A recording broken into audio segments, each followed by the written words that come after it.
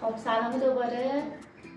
من و همسرم توی یه قاب اومدیم تا بیشتر با هم آشنا بشیم. من مینا هستم، گرافیک خوندم، فارغ التحصیل رشته گرافیک هستم.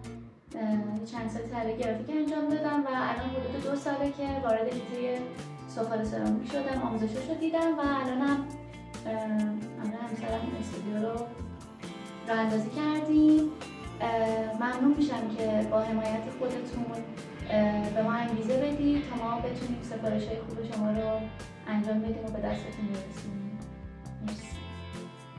منم بهنام هستم، معماری خوندم، به نقاشی هم که کلا خیلی علاقه دارم، نقاشی میکشم.